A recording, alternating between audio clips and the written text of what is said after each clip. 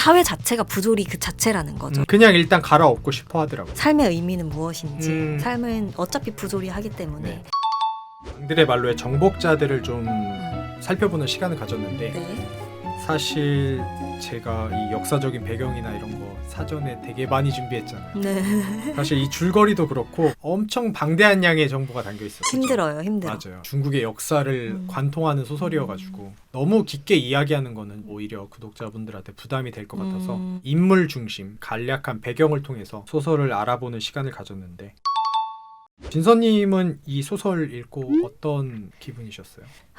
전 가린의 멘트들이 굉장히 뭔가 의미를 담고 있다고 많이 주옥 같은 게 많았죠. 네, 느꼈거든요. 네. 개인주의 혁명가예요, 가린이. 네. 이념에 따라서 뭔가를 하려고 하는 게 아니라 자신만의 기준과 생각으로 혁명을 하려고 하는. 혁명을 위한 혁명이죠. 앙드레 말로의 삶이 좀 녹아있는 것 같아요. 맞아요. 2차 세계대전 참전하지, 반나치즘, 깊게 관여하는 게 아니라 그 당시에 도화선이 짚혀진 불시에 뛰어드는 존재인 것 같아요. 네. 가린이 그 부조리라는 이야기를 되게 많이 맞아요. 하잖아요. 부조리함을 재판받았었거든요. 그때 되게 많이 느낀 걸로 나오는데 네. 이게 실제로 말로도 비슷한 재판을 받은 게 있더라고요. 맞아요. 본인이 느꼈던 거죠. 수감도 됐었잖아요. 네. 사회 자체가 부조리 그 자체라는 거죠.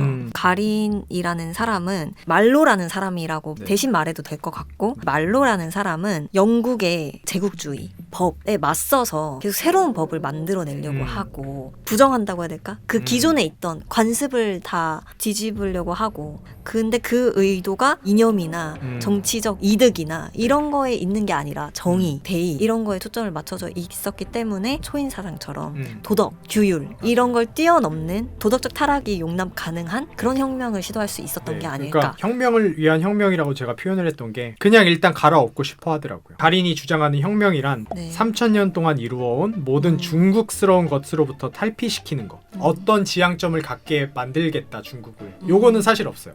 중국에 대한 청사진은 없고 일단 갈아엎는 거.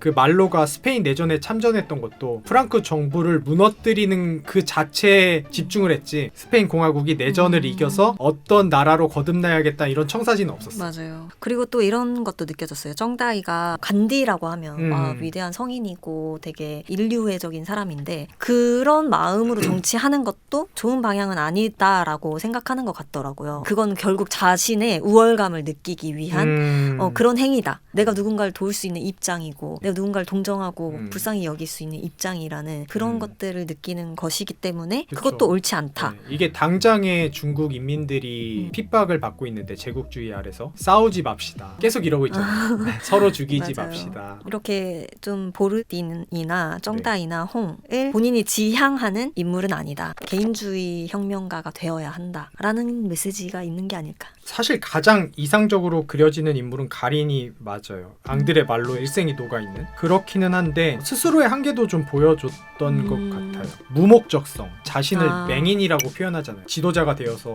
사람들을 인도하고 있는데 사람들은 나를 믿고 따라오는데 자기가 어디로 가는지 모른다고 표현을 하는데 저는 혁명을 위한 혁명을 하는 가린이 혁명기에는 필요한 인물인 것 같아요. 혁명을 이룬 후에는 보르딘 같은 사람에게 넘겨줘야 할 수밖에 없는 인물인 것 같아요. 근데 가린은 뭔가 중국 인민들이나 동료들과의 화합, 연대 이런 거에 사실 관심이 없었거든요. 맞아요. 그냥 순수한 혁명이 좋았던 말로의 생애랑 좀 비슷하죠. 외부에 있는 목적을 향해서 움직인 게 아니라 나의 존재. 이게 가린의 한계였던 것 같아요. 그래서 그 말로가 실제로 보면 중국뿐만 아니라 다양한 나라에서 그런 운동, 전쟁을 하고 했잖아요. 그 이유가 여기에 있는 것 같아요. 중국 사람들을 위해 나는 헌신할 거야가 아니라 나의 정의는 어디에든 존재하는 거죠. 내 안에 있으니까. 그래서 내 마음 안에 혁명을 위해서 세상을 돌아다니면서 좀 전쟁을 했던 게 아닌가. 혁명을 위해서 혁명 자체가 목적인 거죠. 예를 들어서 보르딘 같은 경우는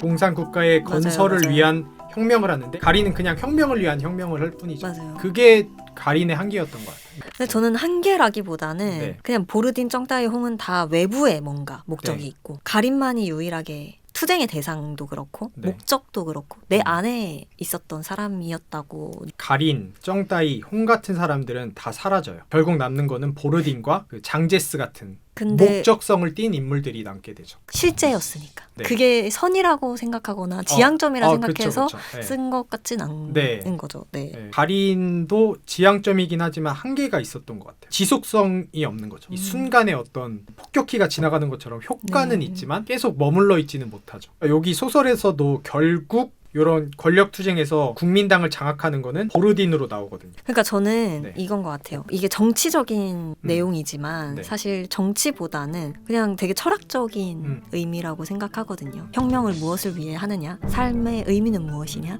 오히려 그러니까 본질적인 인간의 근원적인 질문을 하고 있는 게 아닌가.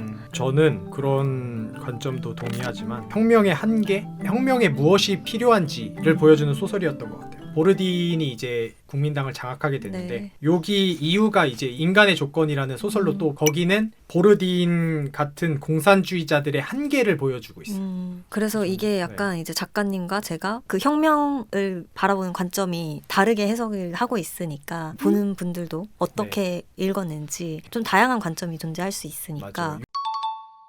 혁명 그 자체의 한계 요 정도로 저는 요약을 하고 싶고 진서님은 간단하게 요약하자면 혁명보다는 삶의 의미는 무엇인지 어디에 목적을 두어야 하는 것인지 목적. 삶은 어차피 부조리하기 때문에 네. 그걸 인정하고 나의 목적을 어디에 둬야 되는가라는 철학적인 질문을 할 수 있는 책이었다. 좋습니다.